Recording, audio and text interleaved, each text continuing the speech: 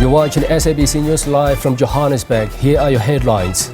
Police Minister Senzo Meyiwa says the mine rescue team that has been brought in to retrieve illegal mine workers in Stilfontein will probably start their work next week. One of the also sort of unique areas that will be there in 2025 is around the issue even of critical minerals. There are certain things that are more prominent for it, which I think South Africa correctly places in the forefront. The first one of them is debt relief. Finding a lasting solution, debt relief, maybe beyond the current framework. As South Africa puts final touches to assuming presidency of G20, experts say the country will have to prioritize finding solutions to Africa's debt problems. In international news, Syrian rebels have reached the city of Aleppo nearly a decade after having been forced out by President Bashar al-Assad and his allies.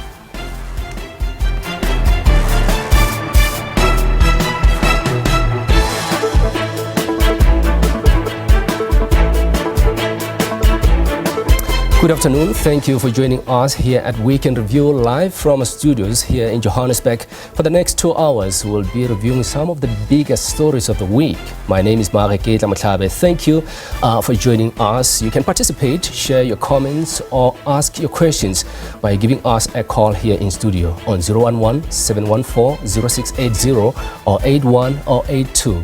It's wonderful to have you with us this afternoon.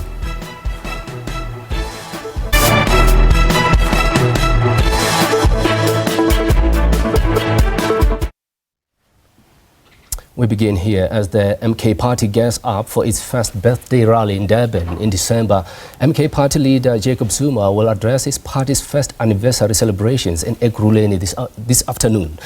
The party was established by former President Zuma in December 2023. The anniversary celebration will serve as both a reflection of the party's progress and a platform for its future vision. For more on this, let's bring in SABC News, Natasha Piri, live from Vosloorus in Ekurhuleni. Natasha, thanks so much for joining us. What can you tell us about the event so far? Well,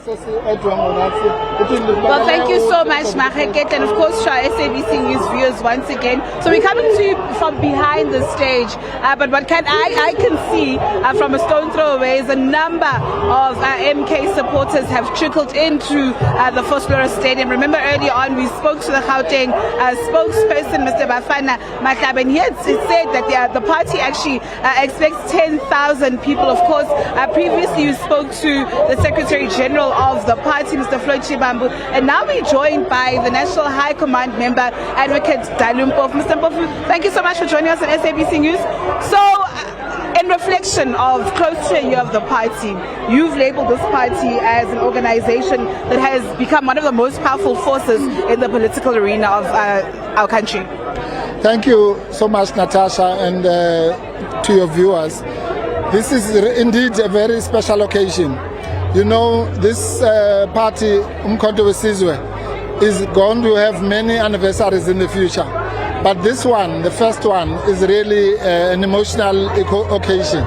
Because never before have you ever had a political party that comes into the scene and grabs almost 15% of the share of the vote. The last time there was a party that did what was then regarded as a miracle was COPE, and they only got 7%, less than half of what MK got. Secondly, this party is represented very solidly in this province, in Mpumalanga, and obviously in KZN. And that's why the logic of this celebration is mixed with saying thank you, thank you, thank you to our people. And that is why we chose specific locations. So you have this rally in Ekurhuleni, because Ekurhuleni gave us the highest number of votes in Gauteng. You have the Mpumalanga rally in Mkhondo, Gersbande, because that region and sub-region gave us by far the highest numbers, above 50% in Mpumalanga. And of course, you've got the mother of all rallies, which will be in Moses Mabhida Stadium, which is the real celebration. These are just built-up mini rallies. So the real celebration will be at Moses Mabhida, and there this country will see something it has never seen before. But in the same spirit of saying 1 year, wow, but thank you to our people, and obviously gearing up for 2026. And in reflection of that 1 year, it hasn't been smooth sailing also for the party. I mean, you could count, I don't know how many times you've been taken to court as the MK party. There's a recent case, well, a case that's actually coming up on the 6th of December, where the All Africa Alliance movement is taking you to court. They say that you renege on your agreement with them. You've betrayed the church, basically. What do you have to say? Well, Natasha, I can only say this. Anyone who has ever embarked on a major project of any type, whether it's a building, you are building a stadium or building a high-rise building, will know that you have your project plan and then it rains and then this and that. So teething problems are part and parcel of project management for a big project. But even our most fiercest critic will admit that with MK there have been superlatively more positives. I've mentioned the performance in the elections. I've mentioned the solid leadership. I've mentioned leaders of note coming from even other sectors coming into MK. But of course there were teething problems. You can't deny that. There were, for example, because we were formed during election fever, the structures were not solid. It was more election hype. So now we are now in the business of solidifying the structures, having identified that weakness. Yes, of course, there were court challenges, but the party was able actually to turn that lemon into lemonade, because they used those court challenges to conscientize the public about... I have literally 30 seconds, and given your legal background, please answer this question. So we heard Mr. Malema saying that he's instructed his lawyers to attach former President Jacob Zuma's homestead because of the legal fees that they owe them. How do you respond to this? Well, the law will take its course. We are a party that is law-abiding. We have said in all our statements that the Umkhonto Wesizwe of 1961 used the bullet. Ours is to use the ballot. So they must bring it on. Thank you so much. I was Advocate Dalimpo for just also getting to a reaction there to, remember on Monday, EFF leader Mr. Julius Malema had said that he's instructed his lawyers to attach the Nkandla homestead of former President Jacob Zuma because of the legal costs that he actually owes, the EFF party. Also speaking there about the court action that the All Africa Alliance movement has against Umkhonto Wesizwe. Remember, this was an alliance, an organization that had endorsed the MK party before the election, saying that they would be going to a sharing agreement post the elections, and that didn't happen. And now this matter is set to take place on the 6th of December at the Western Cape High Court. Of course, we're still here. We'll be giving you more updates as the day progresses. With that said, it's back to you in studio, Mahaketa. Natasha, thank you. That was SABC News reporter Natasha Piri on that event held by the MK party, expected to celebrate their first anniversary in Vosloorus in Ekurhuleni. Now to this. Police Minister Senzo Meyiwa says Operation Valamgodi aimed at ending illegal mining had serious shortcomings as it didn't consider the socio-economic challenges in communities. Meyiwa was briefing stakeholders in Stilfontein in the northwest. He says the vast majority of illegal miners are from outside the country and there are continuous engagements with affected embassies. Why would people, adults, want to do something unlawful? Or it is poverty at the root cause.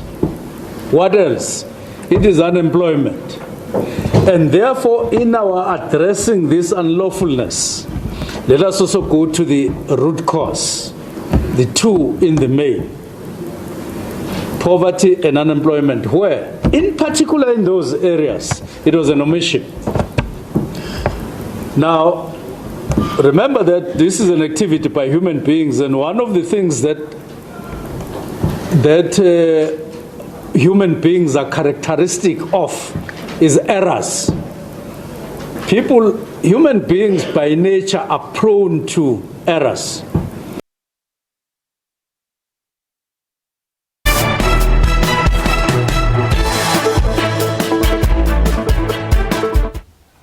Welcome back. While an overwhelming number of South Africans still value traditional in-store shopping, fewer shoppers seem to have heeded the call to take advantage of the Black Friday discounts. Some businesses say the growing online shopping trend could be the main reason behind fewer trips to the retail malls this time around.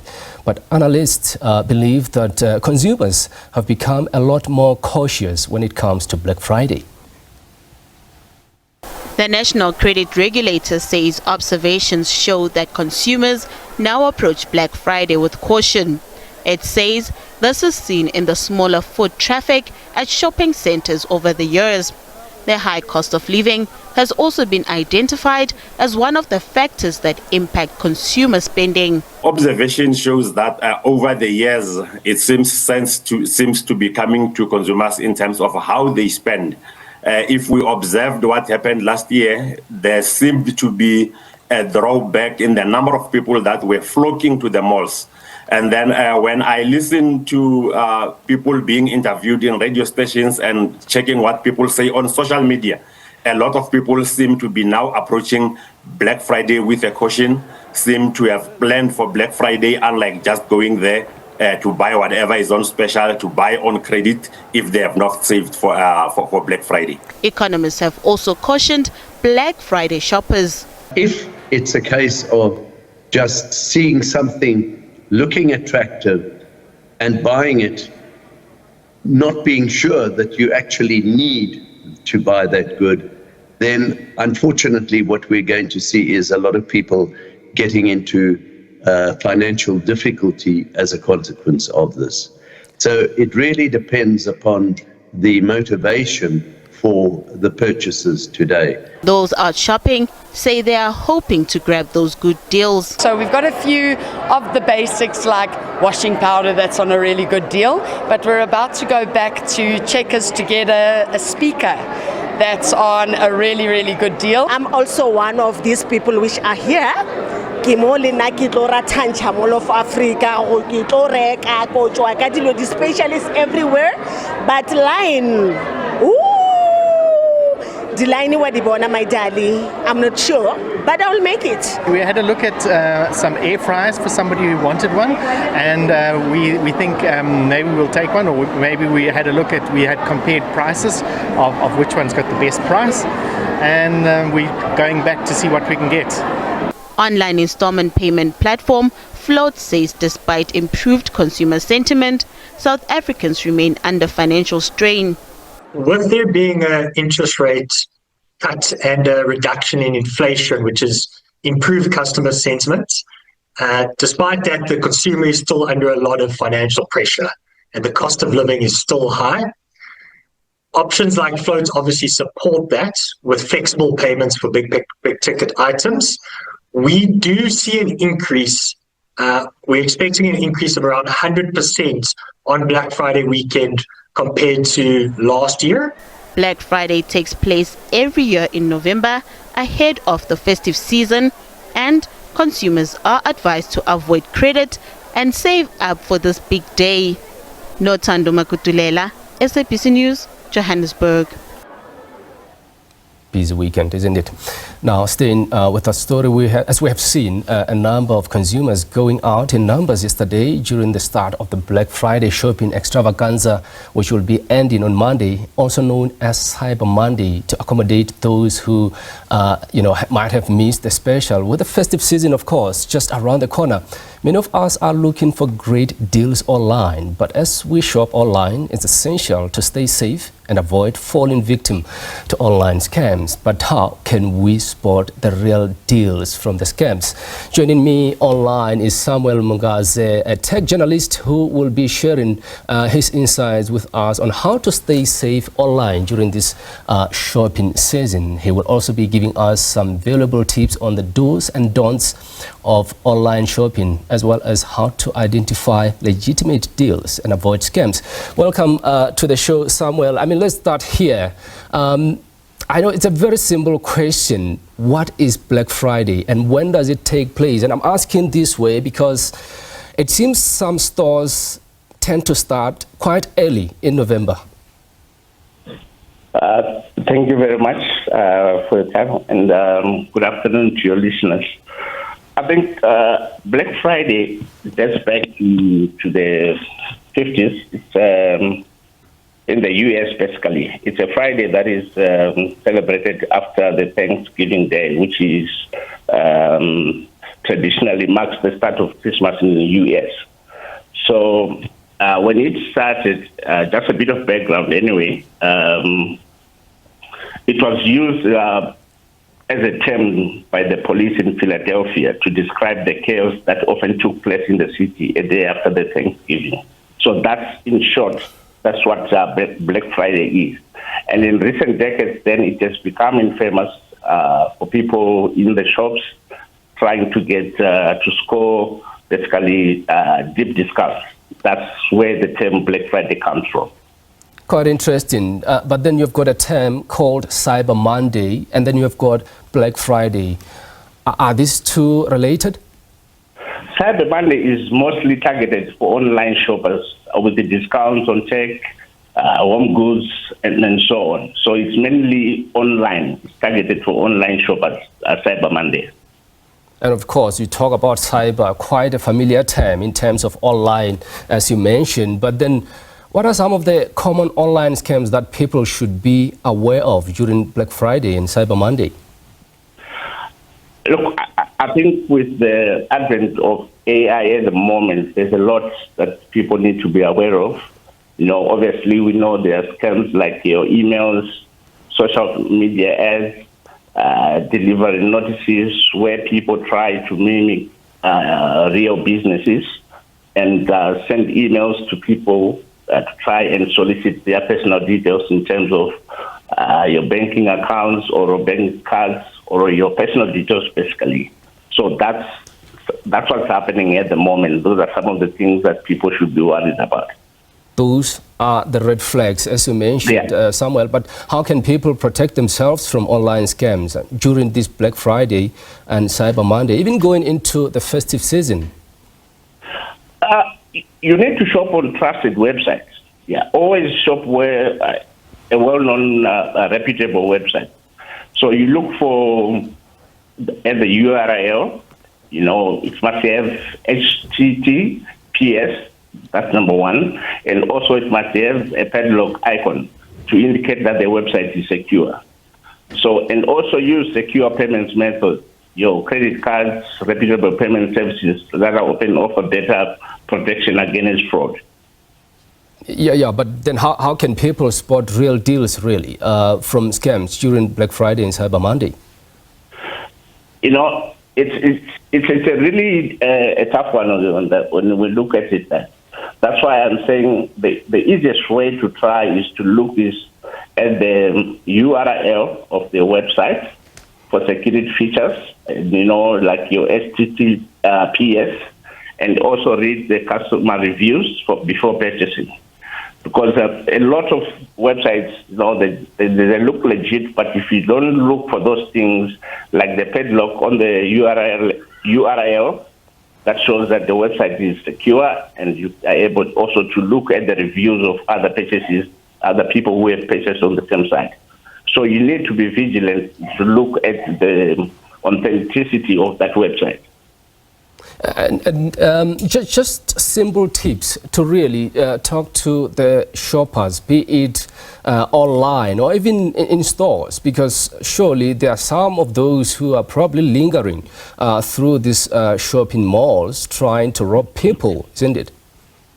No, it's true. If an offer is too good to be true, you need also to be worried about it as well as an individual.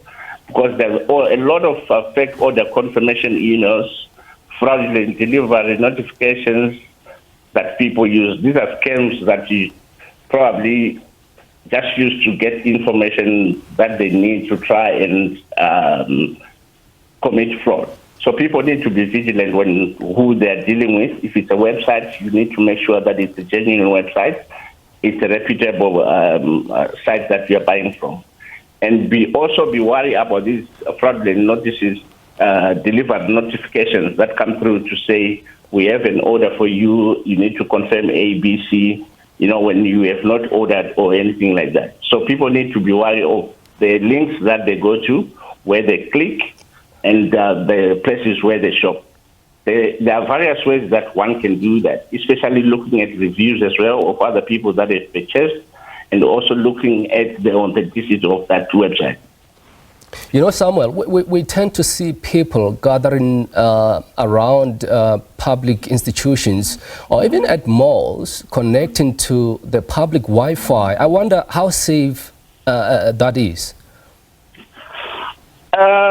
Look, I think Wi-Fi, because the guys that will have the Wi-Fi, they will probably have access to your data. So it's always advisable probably to use a secure Wi-Fi hotspot. So that means using your own phone. I don't really recommend people to use public Wi-Fi hotspots, as that can lead to information being stolen by cyber criminals. All right. Great tips there, Samuel. We appreciate your time. Thanks so much for joining us this afternoon. That was Samuel Mugadze, a tech journalist, sharing his insights with us on how to stay safe online during this shopping season. Do stay with us. We'll be right back after this.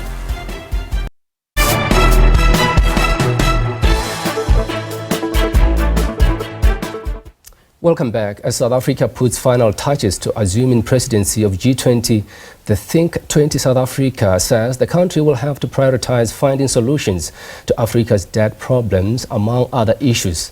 Tomorrow, South Africa will take over the reins from Brazil in what has been termed as a pivotal moment in its international diplomatic efforts.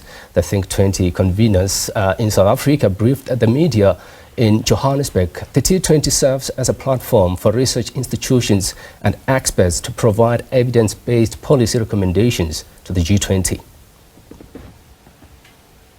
Many of the issues on the G20 agenda are in Africa's interest. So Africa's interest is the whole of the agenda of the G20.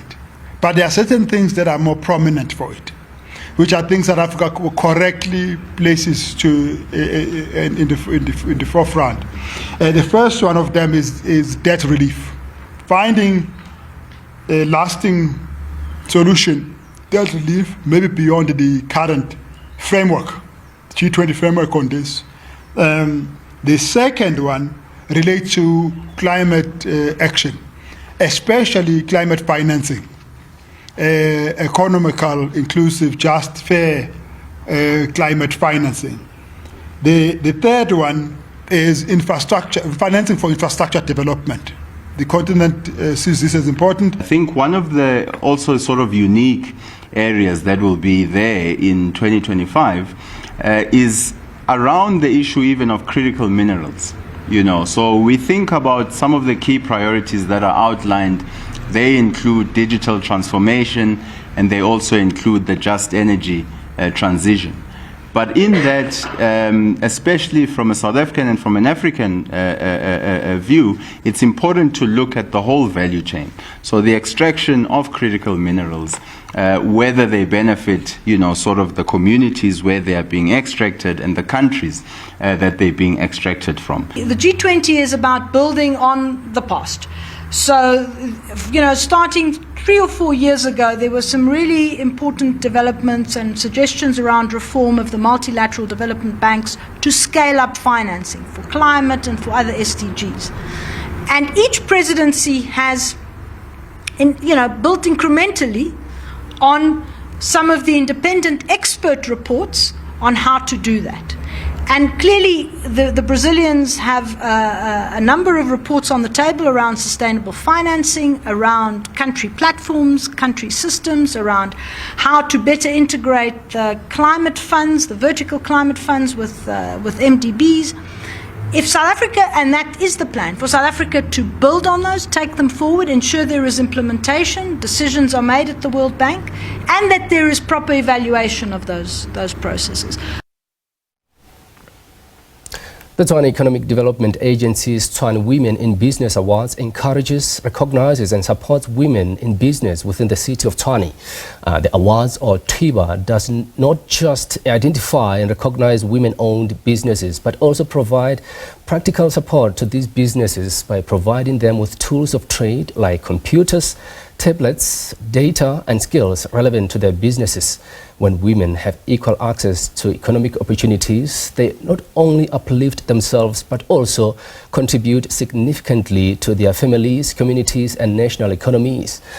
This multiplier effect of investing in women ensures a ripple of benefits across various sectors, from education and health to community development and poverty alleviation. Joining us now to speak about the recent Tibz Awards are winners in manufacturing sector, Cool Crew, headed by Mapula Ramotala, who will be joining us in a moment.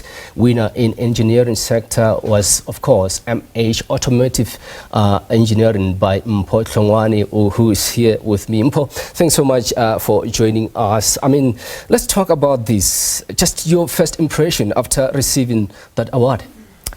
It's still unbelievable. Last year I attended the award ceremony as a guest, and I was so inspired, so I told myself that this year I will be there as one of the nominees, and lucky enough I ended up going home with the award. Just talk to us what exactly you do that made you achieve this award that is in front of us here. Okay, first of all, just to give you a little bit of background, I'm the Managing Director of MH Automotive Engineering. It's a 2,000 square meter factory that assembles and sequences automotive components that get fitted onto the VW Amarok and the Ford Ranger. So what we actually did is that just to display our business day-to-day operations and also emphasize on how the business impacts the society and how our operations are actually contributing towards eradicating unemployment in South Africa. I mean, it's a male-dominated industry, let's face it. How did you manage to actually break through that industry? Okay, so I think it's due to my educational background. That's where I started off. I'm an industrial engineer by profession, and I've been in the automotive industry for over 10 years. I've worked for companies like Nissan and Ford as an engineer. Then I wanted to branch into entrepreneurship, but you know the stigma in that. So during my research study, my supervisor then advised me that in order to be successful in your research, you need to research on topics that are close to your heart. So that's when I decided that let's look into the factors that are actually hindering South Africa from having its own automotive brand. So my supervisor then suggested that look into the AIDC, what they are currently doing in terms of supporting SMMEs. So I read up about that, and that's how I ended up enrolling for the incubation program. I know, I mean, young people don't find it quite easy to really be successful in this industry. How did you do it? I think no man is an island. I think it's because of the experience in the industry and mentorship, and also being part of an incubation program that then encompasses you with different tools that helps you to understand the industry and to also try to be a bit on a safe space, because you know when you start up as an entrepreneur it's so easy to make mistakes. But with all that kind of support, I think that's what made MH Automotive Engineering successful. And you talk about support, obviously financial support needs to be there. How easy or difficult was it for you? I wouldn't say it was that difficult. I do get support from the Automotive Industry Development Center, where they will help you in order to put your pitch through to visit different financial institutions like CEDA, and also support from the OEM being Ford Motor Company, and the tier 1 that I'm paired with, which is Motherson's Module Engineering. So those are the people and the companies that actually support my entity. I'm sure education comes in hand into this. Talk to us about that. I'm sure there are that young girl who's listening to you right now, watching this interview. What would you say to them? You know, I'm one person, I pride myself in education. I believe that education has got me into rooms that I thought that I'll never go into. I just mentioned to you that I have a degree in industrial engineering. Then the entrepreneur in me then forced me to go study an MBA, but this was before I even started my entrepreneurial journey. And then currently right now, I'm enrolled for my PhD in engineering management, which is my second year. So to the girl out there, I would say, use that little voice of yours to actually cast it up with education, and then you'll see how far it will take you. And how do businesses like yourself help other women out there to achieve what you have achieved? Oh, well, my company employs over 60 people, of which 48% of them are women. So I don't see myself as an employer, but I see myself as a mentor. So those are people that are in their first years after graduation. So I do then have those talks with them, encouraging them on furthering their studies on how to diversify and to ensure that you build your profile at a young age, so that if you want to get to a stage where you want to go into entrepreneurship, you have full understanding of the industry that you want to venture in. Do you perhaps sometimes go to, like, for example, rural areas to sort of just reach out to those who may not probably be able to come to the cities to experience this? Yes, from time to time, MH Automotive Engineering opens doors to high school learners. So we invite them to our factory so they can come and see exactly what do we do on day-to-day basis, so they can understand the different careers that are within the automotive industry. We also do participate in career days where we visit primary schools in our full PPE as engineers. So we explain to them what we do so they can maybe find interest and follow that path. And obviously, this is about women in entrepreneurship. And I sometimes tend to see women, for example, in agriculture, you know, being in charge and winning the awards like you have. But these are mainly women in rural areas where we know that poverty tends to strike. What would you say to them in terms of just keeping on doing what they do? You know, I've been there. Well, I'm still there.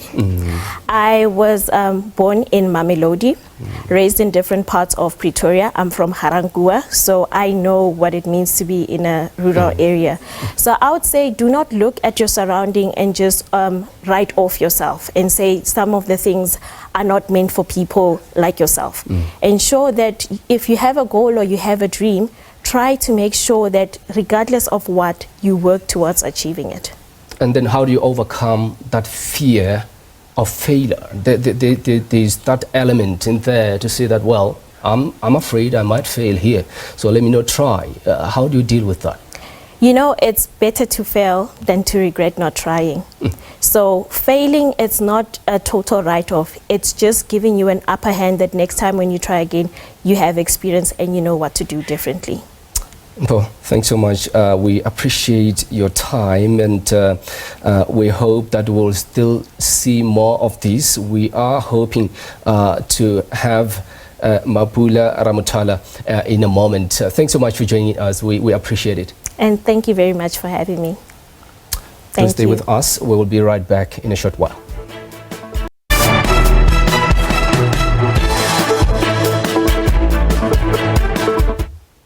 Welcome back. We're still continuing with the awards that were scooped by some women in business, as we have already mentioned in the Tshwane Women in Business recognized those who take part in entrepreneurship, and this event took place on Tuesday. But now joining me is Mapula Ramothala. You are from manufacturing sector, Cool Crew.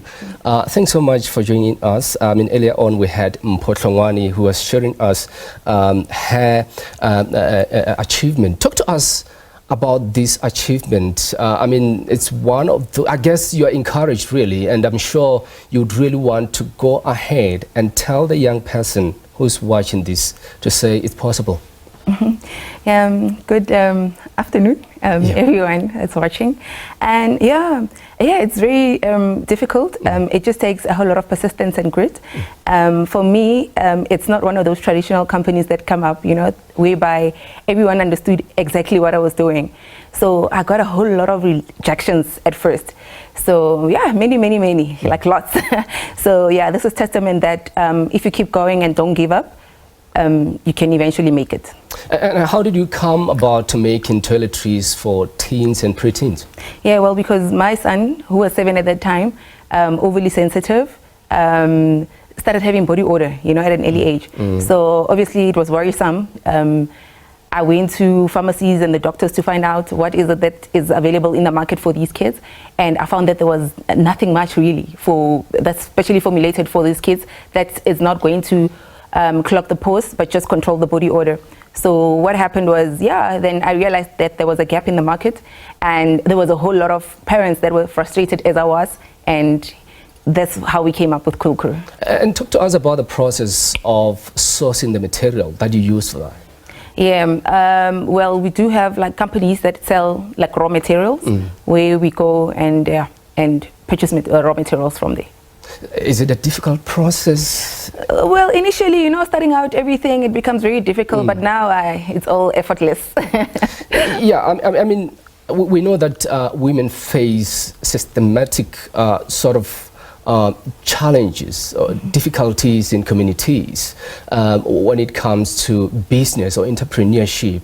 Is that what you faced as well in terms of breaking through this sort of business? When I came up, at least there was already that thing of women empowerment, and so it wasn't as difficult as I had anticipated. And yeah, the doors were opening. All one had to do was to be persistent and following up as well. You need to be on the people's back and follow up if you really want something. And I'm going to ask you the question I asked Mpho earlier on, to say, I mean, what about finances? Obviously, every business involves finances. How difficult or easy was it for you to get that financial support that you need for this? Okay, initially when it started, it was obviously self-funded, and then I did have family member help me out when I started, but obviously it can be throughout the journey.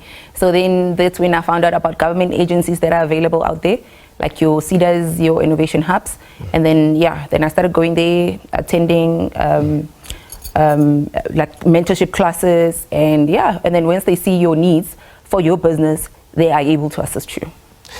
And what would you say to that young girl at home who is watching this, to say, I mean, one day I would really want to be in Mapula's shoes, but here are the difficulties that I'm facing. What would you just talk to that little girl at home? Okay, little girl at home, your dreams are valid. Whatever you dream, you can achieve. Just do it. Start with what you have and where you are, and do research. Hey, make Google your friend. Make Google your friend, and do a whole lot of research. Knock on those doors, and you will be rejected, obviously, at some point, but don't let that put you down. Failure is learning curve, and that's what we learned also throughout the journey.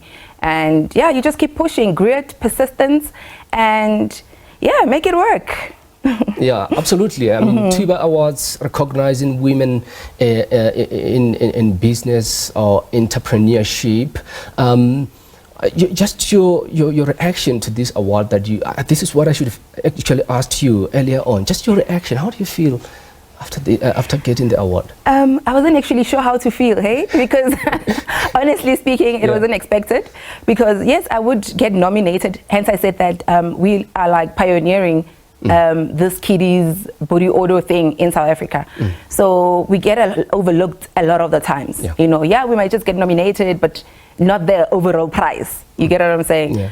And we kept applying, and we have been rejected before, and you get what I'm saying? I continued applying still, and look at us today. So Yeah, we've been overlooked a lot. A lot of companies would overlook our application and not even understand what we're doing, or we just another roll-on brand that just came out, coming to compete with a dozen of other brands that are there, you know, until maybe they see us exhibiting somewhere and they're like, oh wow, this is so brilliant, such a brilliant idea. How did you come up with this? How did you think of this and whatnot?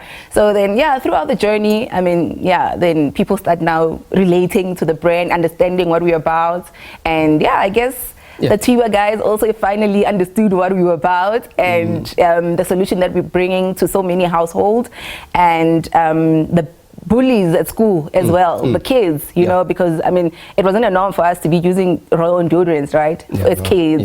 So, and the educational part of the brand as well is us educating the parent that now the diet has changed, so the kids are able to use these products. You get what I'm saying? Because like I said initially, that we are not in the business of clogging pores, but just to control the body odor, you know. So yeah. And what about outreach campaigns, just to sort of teach other women out there to be where you are today? Outreach campaigns? Well, we haven't really done much in that sense. What we would do is just go around schools, like educate kids on bullying and body odor, you know. But then the outreach, I'm sure it's certainly something that we can look at. Great initiative, but what sort of response do you get when you go out there just to sort of teach these kids about bullying? No, highly positive, because we do get a whole lot of testimonials from parents, because we do ask for them, you know, so that we know how to improve going forward. The parents would tell us, I mean, one that really touched my heart at some point was that the child carries the roll-on deodorant to school. The child didn't play netball anymore, but then now the child takes the roll-on deodorant to school. So you can realize that there's actually was a problem somewhere of maybe isolation from other kids or body odor. So yeah, we are glad that we have the solution for these kids. Mabula, thanks so much for your time, and all the best going forward from this. We appreciate your time. Thank you so much for having me. That is Mabula Ramutala. Of course, she is from the manufacturing sector, Cool Crew. She's heading that particular sector. We appreciate your time, but do stay with us. We'll be right back after this break.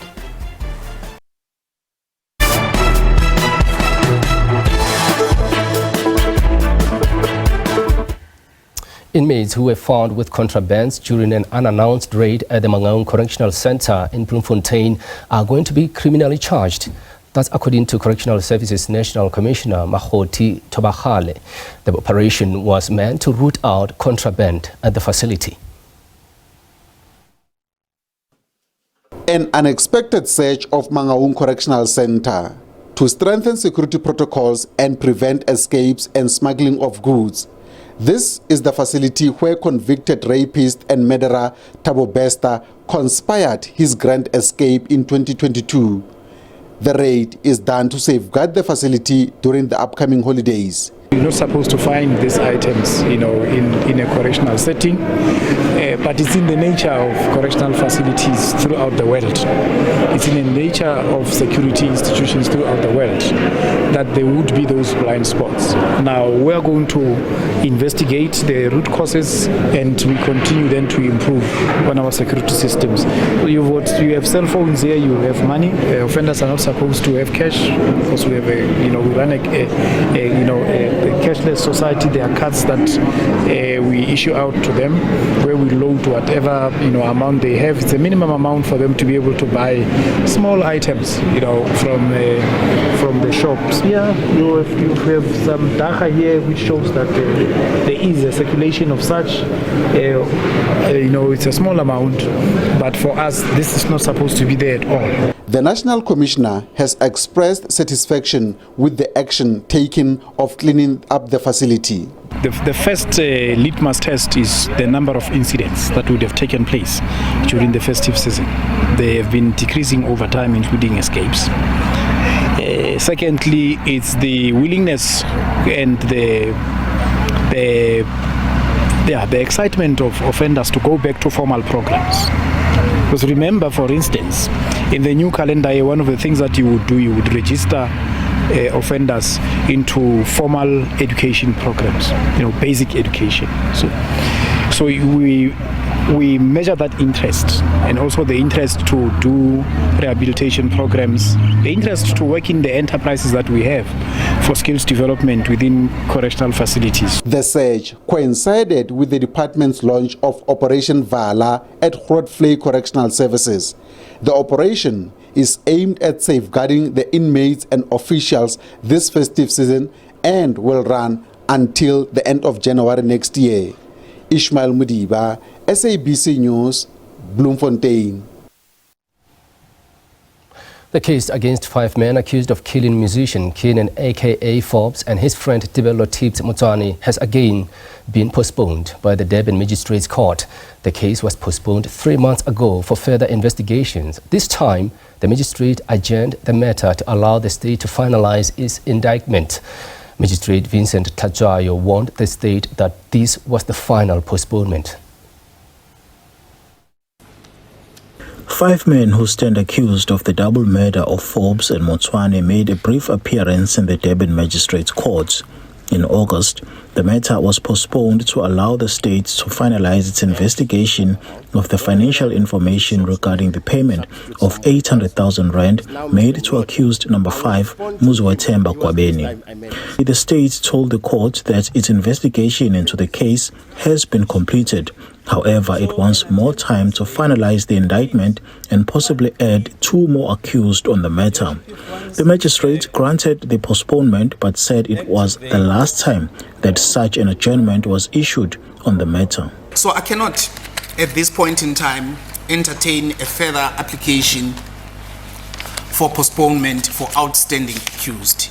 Meanwhile, the High Court in Eswatini ruled that the notice of appeal by brothers Siyabonga and Malusi Ndemande is valid. The brothers are appealing their extradition from the Kingdom of Eswatini to South Africa in order to be added as accused in the murder of AKA. Legal expert Abigail Ngobene says delays in the extradition process could mean 2 separate trials for the same matter. The rights as well of the accused person to a speedy trial in terms of Section 35 of the Constitution comes into play in that their trial should start without unreasonable delay. We are so much uncertain on how long the appeal will take in Eswatini. So it puts them in a very tight corner. We may have to see the trial of the 5 proceeding without the 2. The matter is due back in court on the 7th of February next year. Simpiwe Makanya, SABC News, Durban.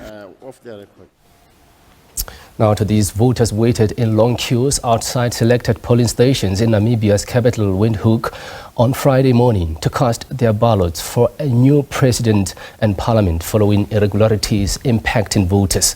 The decision was made in a surprise briefing by the country's electoral commission, admitting that some voters may have been deprived of voting at some polling stations across Namibia.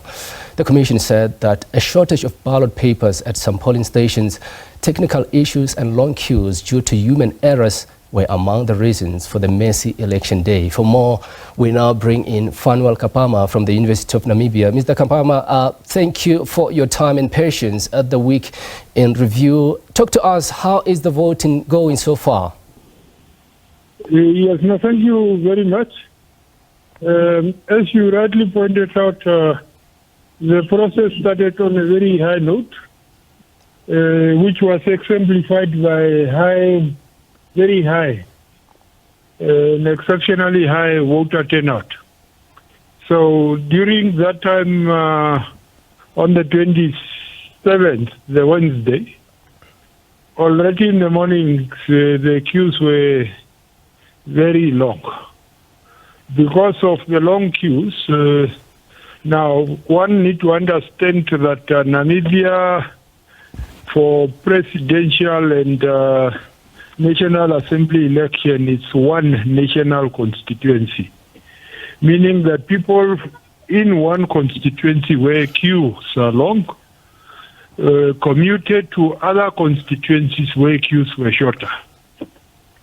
Now, the distribution of the ballot papers were projected on the basis of the numbers of voters registered in the constituency. So when there was an influx of voters from one constituency to the other. It created shortages in the areas that the voters commuted to. So that threatened to deprive a number of voters their right to vote. And because of that, there were two options, basically. That is to nullify and call new elections anew, or call for the extension of the voting period. And the Electoral Commission settled for the latter option. Yesterday and today, people have been streaming to very specific polling stations that were earmarked for that. And here in Windhoek, the only polling station queues both yesterday and today were just very long. So we hope by the end of this afternoon, evening 9 o'clock, most of those that could have been deprived would get the opportunity to vote. Fair enough. And what is the sentiment on the ground following the irregularities that you mentioned? And do we even know if there are measures put in place to ensure that voting goes smoothly this time around? Yeah, no, I think it has been going smoothly, faster, and since now it's a few earmarked polling stations, the problems that were experienced in the first days, especially the one of shortage of ballot papers, have not been reported. The only challenge that has remained is that of the long queues, which is inevitable given the high public interest which in this election, which is marked by a high voter turnout. So even in this extended period, the voter turnout has been just very high at the polling station, especially around the urban centers. And what are the voters saying on the ground, Mr. Kapama, considering that, I mean, just a couple of days ago, we have seen emotions really going high there and people really showing some impatience? Yes, no, I think you see the fact that the voters are still coming in big number. They want to exercise their right. The other option to them would have been, no, there was disorganization or the lack of ballot papers in the first day. Therefore, we would not waste our time to go and stand in the queue. But even until late last night, the queues were long. And some of those people came earlier in the day and they stayed until 9, 10, 11 o'clock just to exercise their right. So, and I think what it says is the commitment. People want to express themselves through their vote, through the vote they carry. So I think that's one. But we also have seen, especially political parties who have been calling for the nullification of the results because of the problems of the first day. But what we need to understand is that Namibian elections are law-based. They are guided by the electoral law. So if you have to nullify, you cannot just stand up and declare. There is a process that should go through the electoral court. So what we are witnessing these days is that the process would run its course, and should anybody still remain dissatisfied, the dispute and conflict resolution mechanisms that are in place, which is to go and seek recourse in a competent court of law, would have to kick in. And then the court would pronounce itself either by nullifying or looking at other options or recourse that it has been requested or that it would be requested to pronounce itself on. All right. Mr. Kapama, thank you so much for your time. We appreciate it. That was Fanuel Kapama from the University of Namibia talking to us about the latest regarding the elections that are still underway in that country. We continue with the week in review after this short break.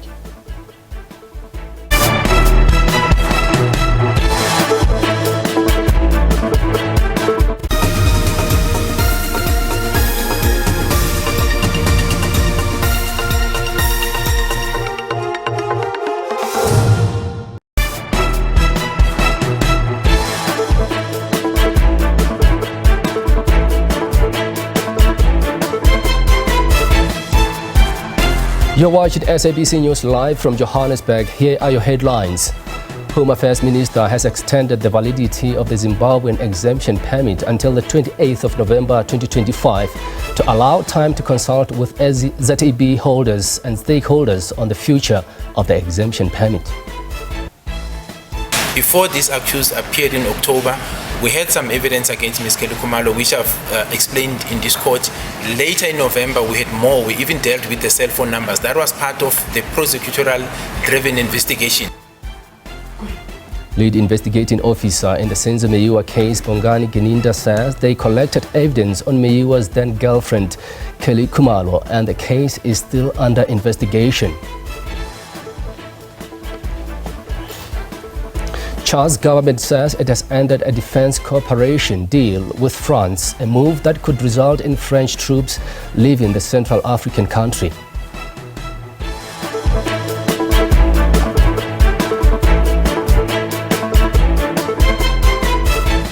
You're still watching Week in Review live from our studio here in Johannesburg.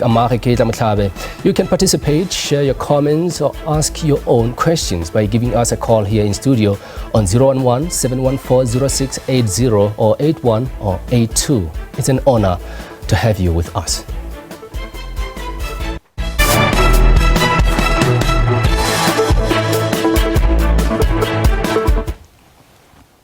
Defense counsel Charles Mnisi has alleged that Kelly Khumalo is the mastermind behind the death of Orlando Pirates goalkeeper and captain Senzo Meyiwa because she acted suspiciously fast in taking Meyiwa for medical attention after the shooting.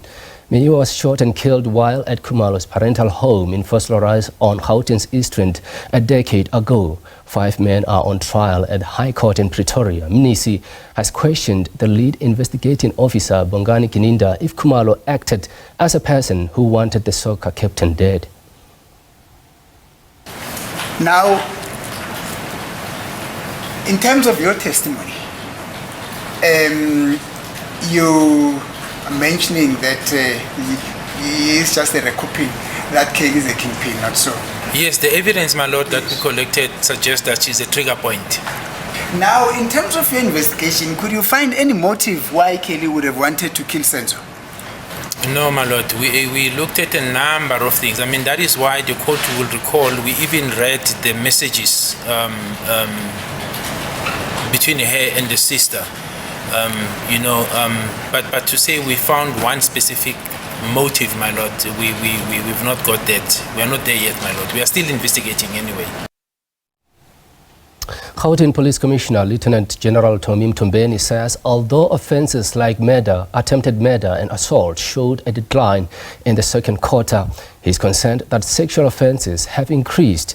Briefing the community safety portfolio in Boksburg, Mtombeni said the police are ready to combat crime this festive season.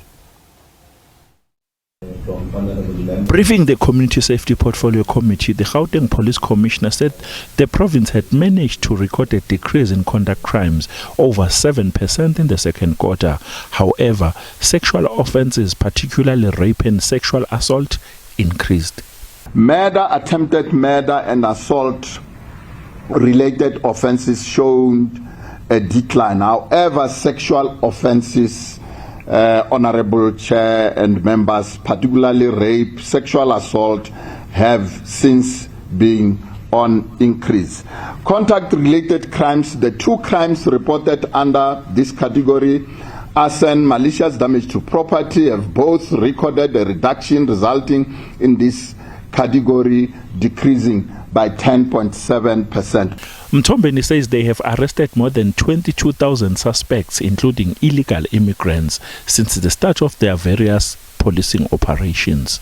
Total number of arrests is 22,243, of which 7,202 were illegal immigrants, 69 arrests for murder, 102 arrests for robbery aggravated, 1,115 arrests for assault GBH, and 996 arrests for assault common. 3,251 suspects arrested for drug-related offenses, 3,149 suspects arrested for driving while under the influence of liquor or alcohol. He also said crime-fighting efforts will be stepped up and there will be more boots on the ground during December. We know that in Gauteng, this is the period when our crimes level increased due to the influx of people coming in and out of the province. That is why we plan ahead and we assure the community that we are operational ready for policing the festive season operations, which we have heightened from the 15th of October to the 31st of January 2025, and of course beyond that. With Gauteng being the destination of choice for many travelers this festive season, police visibility will be intensified at all entry and exit points and tourist attractions. Calvin Dludla, SABC News, Johannesburg. Now to these tough economic times and lack of employment are some of the challenges facing many South Africans, and at times this may lead to mental health issues like depression, anxiety, bipolar, dementia, and suicide, particularly in men. A global annual event involving men growing mustaches is held in November and is referred to as Movember. The aim is to raise awareness around men's health issues, particularly prostate cancer, testicular cancer, and mental health in general. A platform for men to come together and share their challenges. Men generally are regarded as individuals who do not open up easily about their problems. With today's high-pressure lives, men are urged to seek help, particularly with their physical and mental health status. We are prone to prostate cancer, so we encourage men to go and test, because some of them, when we talk about them about the importance of testing for prostate, they will tell you it's very much uncomfortable because the method that is used for testing, but it doesn't stop us in terms of awareness and educating them about the importance of going to test. The other thing is HIV and AIDS.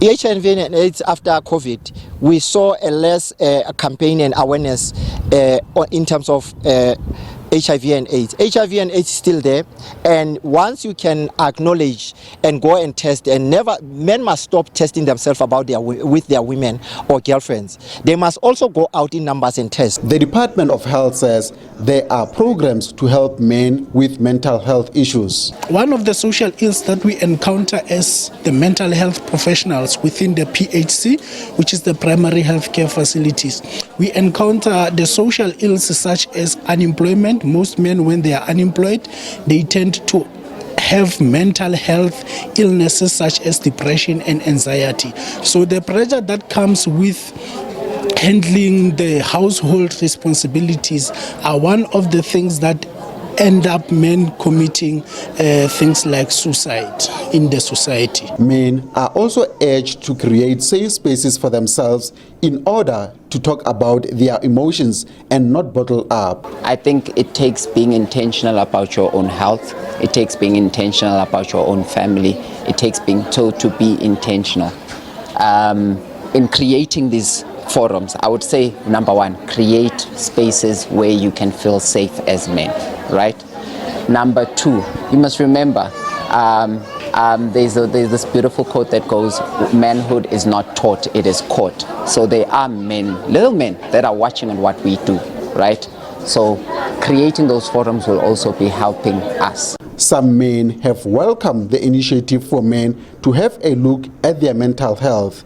I really appreciate this month because of now it assists us as men to have guards to go out there and just to check our body if our body is still fine. And I really encourage men out there, please guys, let's go and check ourselves because of now we are not like this. We are not like before. We need to be aware that a lot of men are suffering in silence, and then they don't have a voice to speak up. So we need more men to come in the forefront and address these issues, and then we can just help each other out, man, as men. With November coming to an end, men are encouraged to use each day to speak out and win the battle against some of the illnesses facing them. Ishmael Mudiba, SABC News, Bloemfontein. Now to this topical story, evicting foreign Spaza shop owners has been a challenge for some landlords in Diepkloof, Soweto. They say they have been left frustrated as some foreign nationals do not want to leave. The landlords say they took steps to evict shop owners after children started dying, allegedly after consuming contaminated foods from nearby Spaza shops. It has been a long road for Maria Muladudi, who has been the landlord of a foreign Spaza shop owner for 9 years. She says her anxiety kicked in when children in Diepkloof started dying from suspected foodborne illnesses. However, trying to evict the shop owner, who was renting for 3,000 rand monthly, has been difficult. It was not easy. It was not. He was fighting so very bad because he even call their brothers, whatever, cousins and brothers. Then cars, there were 30 cars were here to fight me. Then when they come, they said, "Why are you doing this to Alex?" Then I said, "No, I'm tired of Alex." And then Alex started to shout and say, "Mama, I will kill you. You are going to suffer. You are going to eat grass."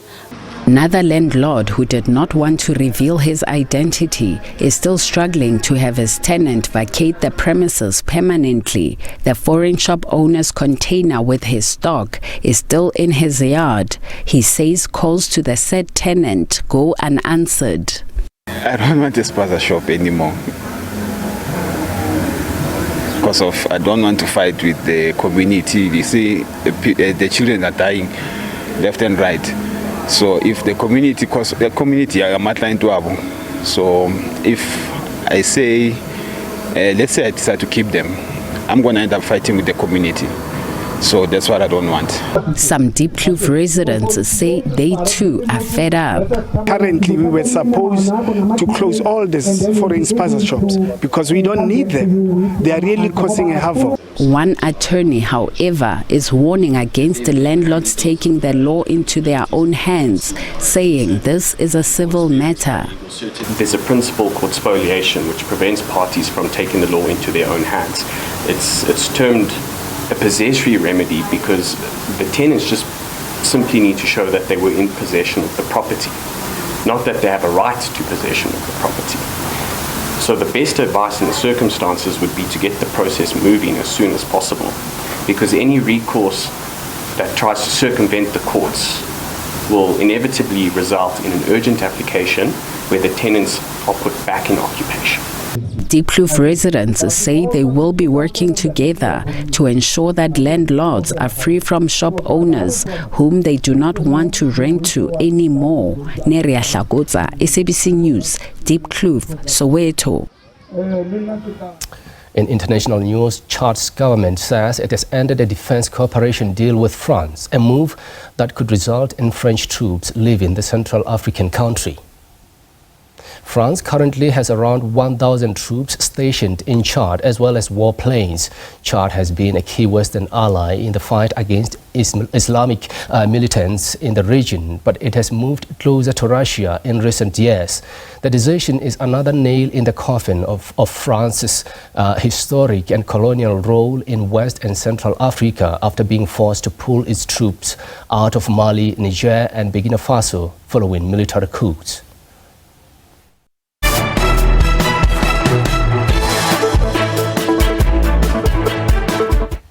Thanks for staying with us here at Weekend Review. Now, EFF leader Julius Malema has openly declared war on the Umkhonto weSizwe party, accusing it of trying to collapse his party.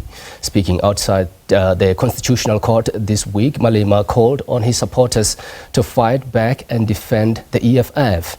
However, his harshest criticism was reserved for MK party leader Jacob Zuma. Let's take a listen to what Malema had to say earlier this week.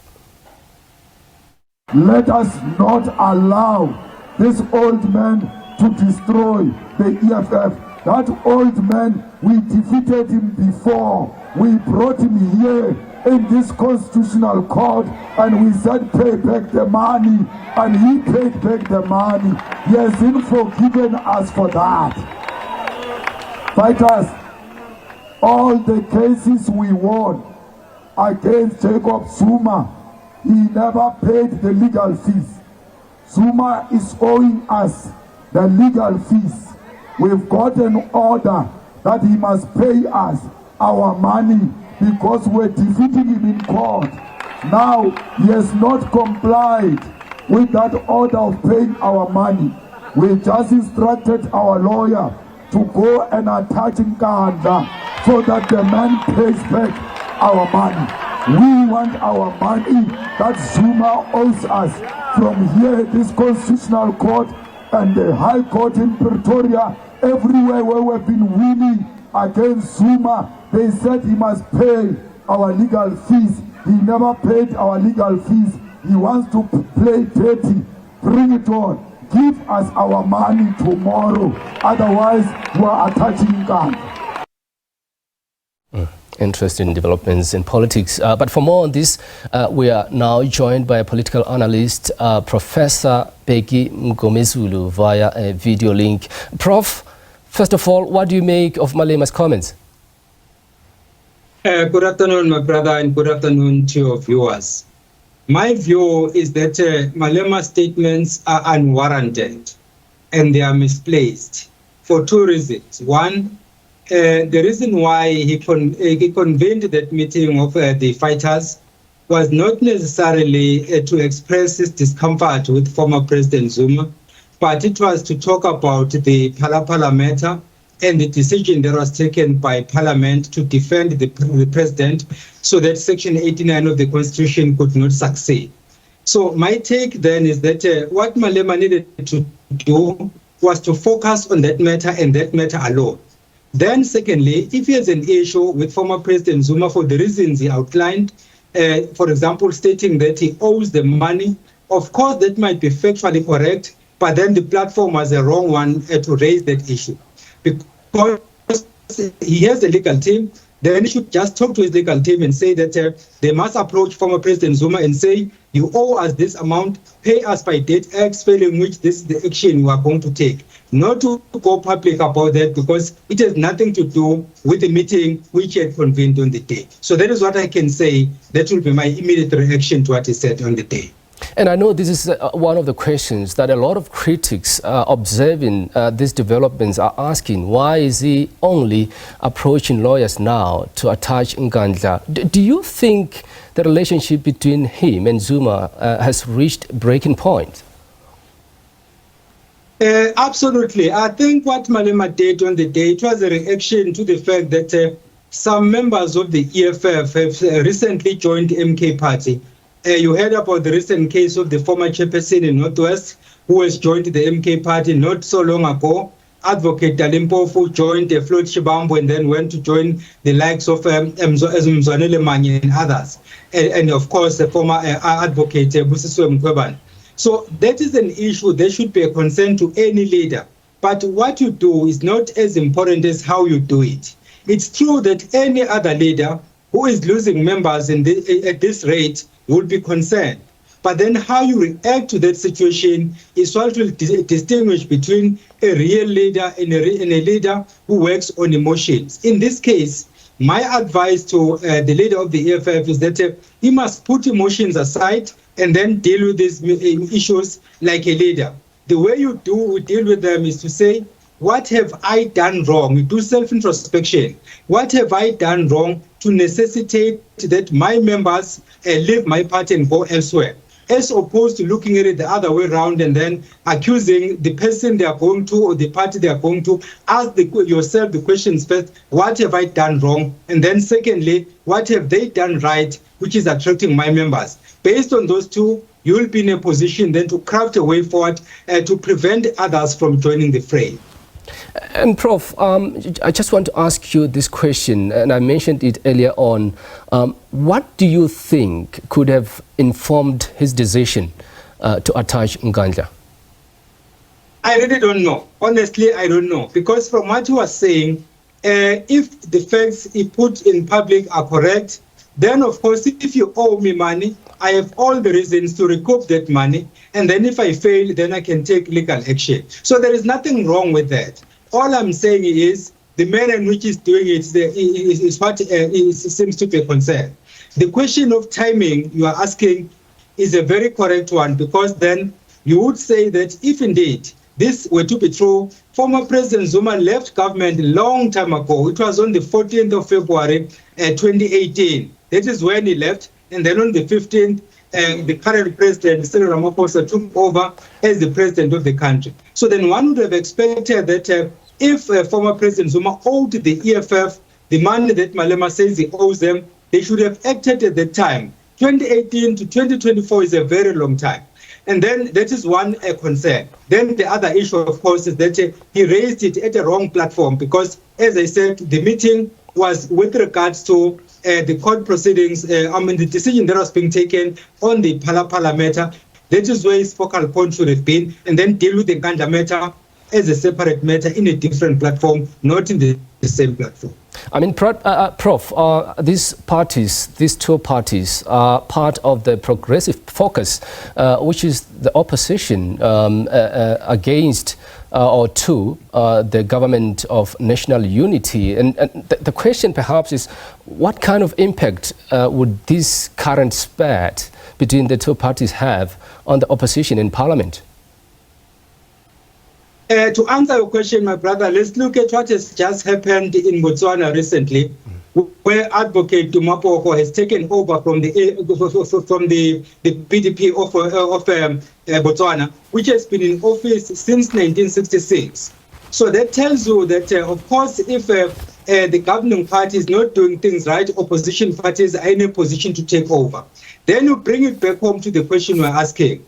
Ordinarily, you would look at the ANC as an equivalent of the Basotho Democratic Party and say that it has been on the downward spiral, in which case then they could take lessons from what happened with PDP in Nigeria and what happened with KANU in Kenya, where NAC took over. They came together and they took over.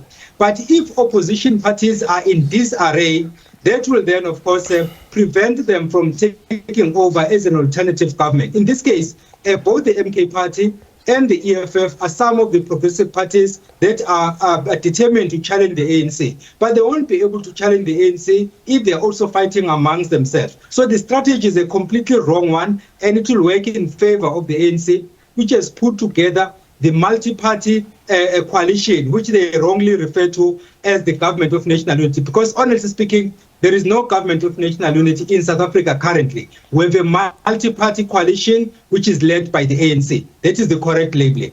Yeah, interesting. I mean, member of MK's National High Command, Prof, that is Advocate Dalimbofu, is saying that MK party constitution prohibits members from reacting to any provocation from anyone. What do you make of this?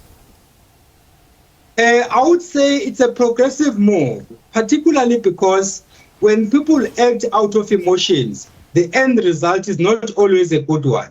You can either be excited or you can be angry. Either way, the end result would not be good. So if the constitution offered the MK party bars members from reacting to provocation, I would say that is a progressive stance. Because the moment you react to someone who's provoking you, you are basically trying to extinguish a fire by pouring petrol. There is no proper reasoning in that, because obviously that fire will not be extinguished. There are people who are going to provoke you deliberately because they know that you are going to burst, and then when you react, they are more prepared than you are. That's exactly what happened after the elections on the 29th of May. You recall that the national government deployed more police in KwaZulu-Natal because they were waiting for the MK party to cause havoc when they were complaining that votes were rigged. Whether that was factual or not, I'm not there to discuss it. But the point is, instead of government trying to reason with the IEC to address the matter,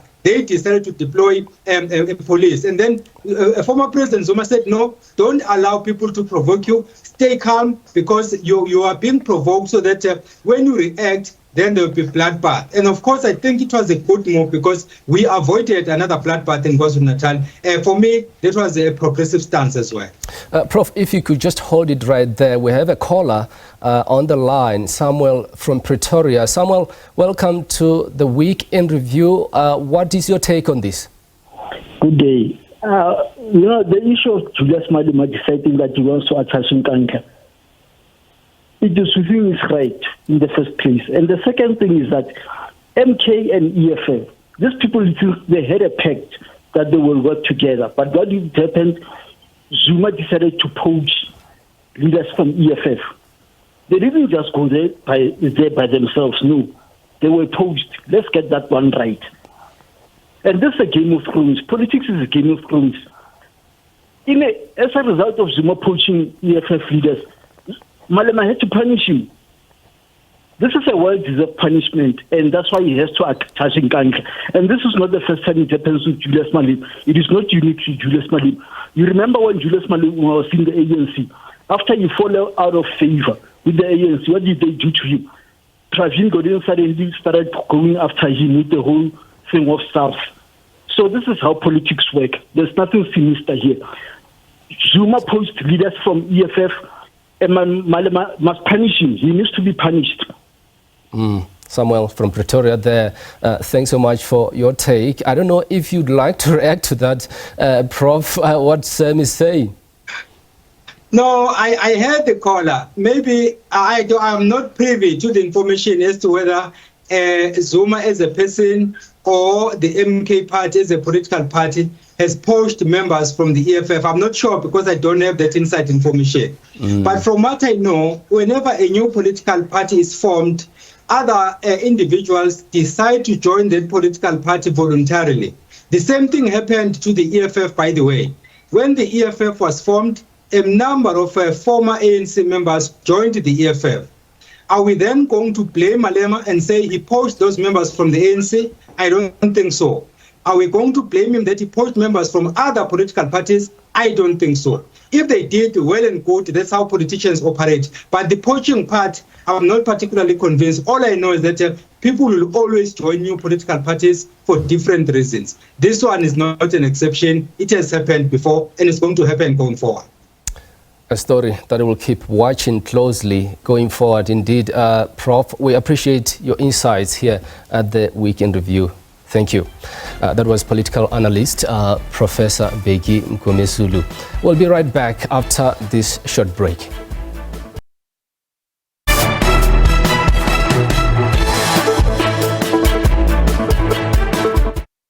Welcome back. The prestigious Cape Town Fashion Week kicked off in the mother city yesterday under the banner of the African Fashion International. The event's lineup includes well-known Pan-African designers from South Africa and the African continent. Moreover, renowned regional designers will be making a comeback to the AFI Fashion Week catwalk.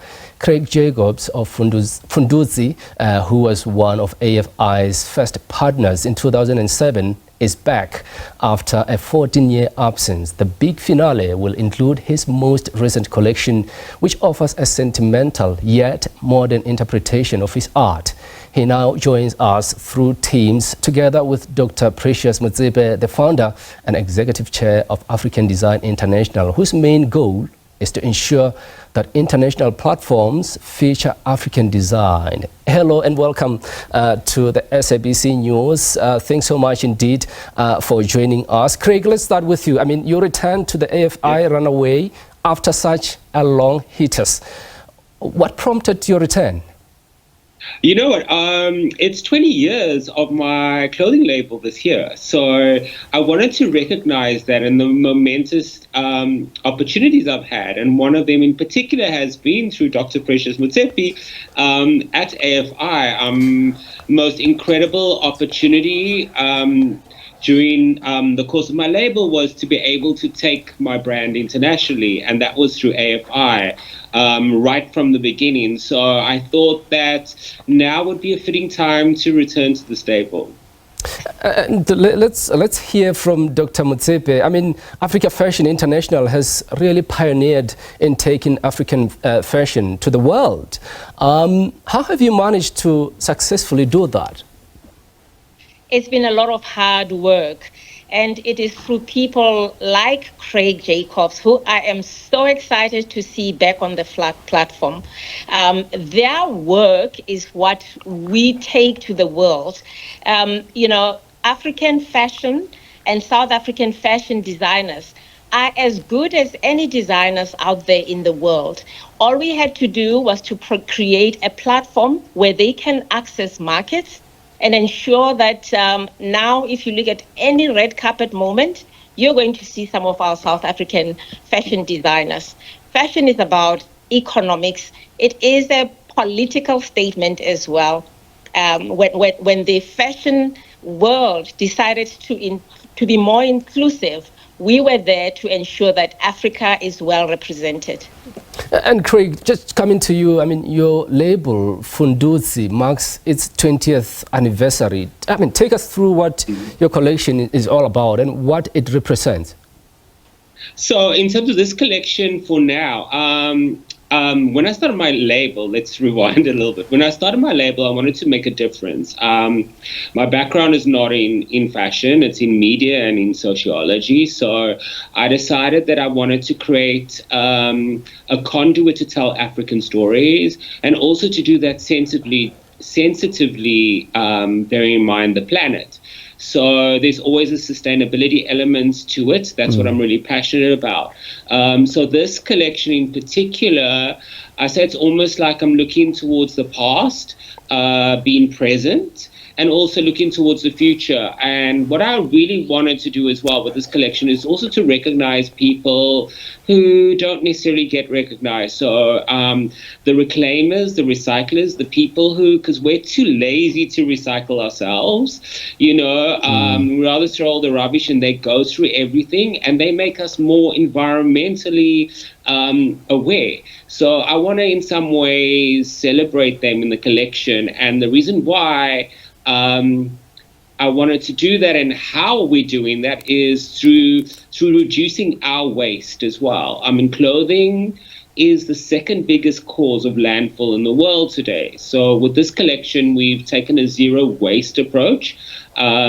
We've done zero waste cutting in terms of the way we cut the garments, and all the offcuts and elements of it are now repurposed into something else that's going to be part of the collection. Just before we come to Dr. Motsepe, I mean, Craig, share with us that secret. What has been your staying power? I mean, despite your label celebrating 20 years, you're still pushing boundaries through your work. I have to be honest. I think that I think I'm a little bit dumb for doing this for so long, because fashion isn't easy. You know, you need to be resilient. You need to be determined. You've also got to be open to change and kind of be committed in keep going no matter what the obstacles are in front of you. Interesting. Dr. Motsepe, I mean, this year's Fashion Week promises a stellar lineup, really, featuring, renowned designers from South Africa and across the continent. How do you go about selecting the designers? For us, selection is very easy. We go with the best on the continent. We go for quality. But more than that, I just want to pick up on what Craig said about sustainability as well. We have moved our fashion shows from the evening shows to a day show, again, to ensure that we can decrease carbon footprint through all the stuff that we do during the nights for Fashion Week. So all our shows are in the day. We have designers that we develop from fashion schools that are here with us. And they would love to hear stories such as stories of Craig, who has been there for 20 years. We've got more than 70 students that are part of the Fashion Week this year. And as you can see, I'm wearing something that says, "We rise when we lift others." This month being, a month of shining the light on gender-based violence, reduction of gender-based violence, I want to make a call to everybody to really heed that call. At Fashion Week, we speak about how we support, we've always nationally supported the victims of gender-based violence. We want to, as we approach Christmas, really approach it with a spirit of giving, ensuring that everybody, including the seamstresses, the tailors, the models, people who do makeup, everybody who contributes positively to the world through their creativity is celebrated and is included in the economics of our country. It is very important that we look after our young people, provide opportunities for them. Fair point. And just Craig, to you, I mean, for designers in the country, what do you think platforms such as showcasing at Fashion Week do for them as individuals, but also for their craft, that they will actually be showcasing there? Well, look, I mean, at the end of the day, the most important thing about Fashion Week, in particular, a platform like Cape Town Fashion Week and through AFI, is it's all about giving designers a platform to market themselves and to find commercial opportunities. Because ultimately, when you're showcasing in Fashion Week, you're talking directly to the media. You're also talking to buyers, you're talking to your clients, you telling them, you're presenting your vision for the next season. So the commercial viability is very important with that, because I mean, at the end of the day, sustainability has to be a viable business. So I mean, that's the main thing that I think people need to understand about fashion and Fashion Week. It's a platform to give you an opportunity to talk to so many different sectors that you need in terms of your growth as a designer. Dr. Motsepe, I'm going to ask you the very same favor I asked Craig earlier on, the recipe. Reveal it for us. I mean, what has the Cape Town Fashion Week really, how has it remained so relevant, so to speak, to remain a game changer for the African fashion sector while attracting international attention to its innovation and creativity? I think it's been about being true to who we are. As Africa Fashion International, our vision has always been to create a platform where we can showcase the best African designers on the continent, to be the best fashion company from Africa. At the moment, I'm talking, we've got a store in Johannesburg where we retail African designers. We are now opening a store at the one and only in Cape Town, again, to retail African fashion designers. It's not just about the show and the catwalk. It's about ensuring that business happens. The retail of the clothing that is seen happens. So I'm very excited about this week's fashion shows and the retail platform. And I want to congratulate Craig for 20 years that have been absolutely amazing. A milestone achievement indeed. We appreciate your time, both of you, and I'm sure a lot of people are looking forward to this. Thanks so much for joining us here at Week in Review. That was renowned designer Craig Jacobs, together with Executive Chair of African Fashion International, Dr. Precious Motsepe, talking to us about Cape Town Fashion Week. Do stay with us. We'll be right back after this short break.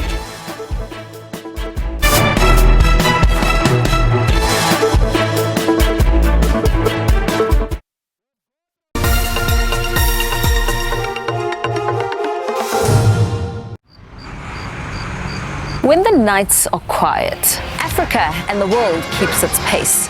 Stories unfold and nations embrace. Late Edition, where silence meets analysts and commentators bring the truth to view. Stay awake with us, for the night's tale never fades. Catch the pulse, catch the day's wave on Late Edition. Late Edition, every evening from 9 p.m. to midnight, only on the SABC News Channel. We're here to celebrate Queertopia. I'm in the world of the LGBTQ. Okay. Queertopia is a space and a place of its own. It's a space to celebrate and normalize our differences. We need festivals like this. We need to step out of just having like programs that are once a month. Having spaces like this really allows us as queer people to just exist. Every day, very often to Ayanda, I'm now we're inundated with information. Was arrested on the phone. But what truly matters? What's the agenda? We're here to lay out the stories that shape your world. From rolling coverage to breaking news and in-depth analysis, our mission is to keep you informed and ahead of the curve. And that is the agenda. Meet us right here every day.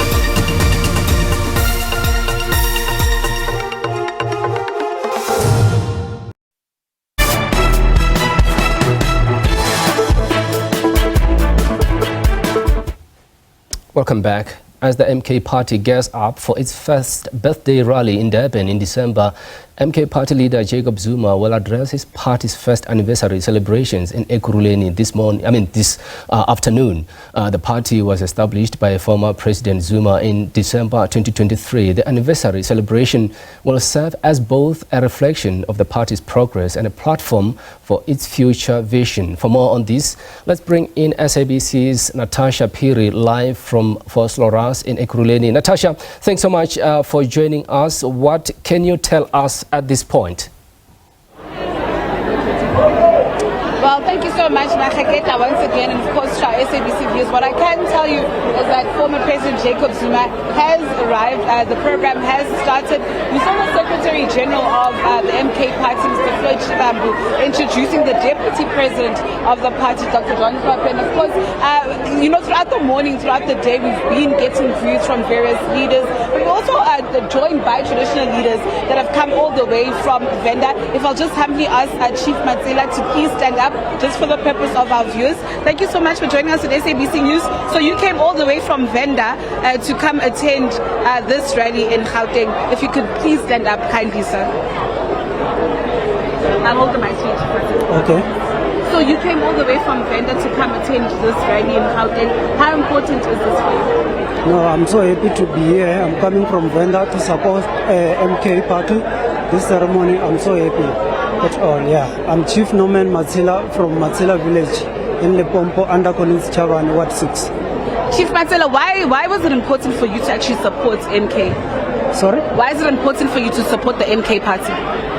The President Zuma is doing well, very much. We support him. He's doing everything which is going to be right. All of us, we have to support him. Yeah, the Jacob Zuma, we do trust him. Yes. And then just lastly, I am not sure if you're aware that there's a by-election that's taking place on the 4th of December in Thabazimbi. What do you think the prospects of the MK party are in winning that municipality? Yeah, they are going to win, definitely. We do trust, and the people, they love MK. They love President Zuma too much. So we are really, really happy. 100% we are going to take those by-elections. We are going to win. Thank you, Chief Matsela. Let me just come here to another chief for just the purpose of our viewers, Baba Bengcela Usugume, if you don't mind, so that we can see you properly. And just please introduce your name and your surname, please. Mama, from Batoka Kingdom, inside of Ekurhuleni municipality, but the Batoka is scattered all over the provinces. Here, because the issue of vendor for this chief. We support being crowned, but because they know the politics of Ubkos, that's why Kinenko sing a sabonal chinkos. The now chinkos yourself. So you was born to say like MK party, Mungamir, UTZ, Uwa party where we are Bazukos, we are Makosin, we are Yazin to pay where Makos is beginning now. Because in course, Meng and Amshab. ubukhosi nesizwe asilaleli but inkosi mayinomhlaba ubukhosi buyavuma ngoba inkosi iyazalwa ayivotelwa inkosi le nkosi akusinkosi emele yovotelwa inkosi emele njani izaliwe oyise nonina ingakho sithi ebukhosini basevenda abalungisele lengane ingene esihlalweni seyigaqo zikakhokho wakhe ngoba ukhokho wakhe wadaya inkosi moya ema-Arcadia uyayithola umlando walendlu lendlu le emlandweni inobukhosi obukhulu because manje evenda sina 3 chief Tibz Mphephu Ramabulana and kingship yalaphaya ayicacanga mara thina njengamakhosi esazi ukuthi manje ubukhosi bemveli ubona ngani so noma umbheka umanukelana ubukhosi unabo.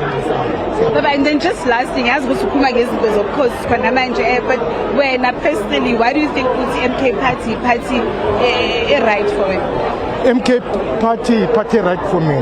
Number 1 ikhuluma ngama resources engishoda ngawo. 1 umhlaba, 2 ubukhosi bethu, economies. And njengoba sila ku manifesto namhla sithi manje the first year MK ihleli. Abantu bayabona ukuthi manje kuyatshintsha. Nasempilweni zabo kuyatshintsha because ngathi MK party buya from KZN. Asi KZN yonke le. All provinces MK party khona singamakhosi siyayiseka. Siseka iSPS kaNcamalala nemapolice eMK party because manje singamasoja mina njengambengisoja from exile mangibuya kogogo azangisanakwa namanje asinakwa kunamakhosi okufakelwa thina singamakhosi oselwa mara sinakwanga ku MK party because manje iyaphunyazwa ukhosi. So just lastly, what are you expecting to hear from your leader today, the former President Jacob Zuma? Namhlanje ngijabulele kakhulu ukuthi manje ufike ekuruleni la kuyinkaba nsila yobukhosi la kuneyingcabo zikaSikhukhulu la kuneyingcabo zikaTabana kula naye muthe maqala ukucampaign eFosloras ngokunezimpi ema-riot kaThokoza uJZ nesikhathi kuliwa bekumuntu kade azama ukwenza uqolo namanje ubuyele kuleya ndawo le beyinoqolo la kulele khona uChristian la kulele khona uThambo bonke labantu futhi masikhuluma ngekuruleni lesikuye uChristian Mall abantwana bakaChristian abathola ifokolo umkasisi kaChristian uyalamba namanje amanye amasoja nawo asesenkingeni asesenkulweni mara ngendaba ye-MK party sibone ngathi manje iCatorus khani izobuyela esimeni sitophilisana namabhizinisi akhona azokwazi ukuthi abuye back azothuthukisa isizwe lakuyo. Okay, siyabonga kakhulu. Thank you so much to the 2 chiefs here. Of course, we do apologize for that language on air. We're just basically saying that they support the MK party because it advocates for the rights of the kings, the chiefs, traditional leaders, and also raising a very important issue there of the Matsila, household, saying that Mr. Norman Matsila is the right chief of the Matsila household. Of course, Dr. John Papa is on stage speaking right now. We do expect the former president, who is the leader of the party, Jacob Zuma, to address the attendees anytime shortly. With that said, it's back to the studio. Natasha, thank you. Natasha Piri there in Fosloras in Ekurhuleni. And that's it from us here at the Week in Review. SA Today will take over at the top of the hour. And of course, from myself, Marigeta Mutlabe, and the rest of the Week in Review will be back for the week ahead tomorrow at 12 p.m. here on the SABC News channel. Take care. Thanks for watching.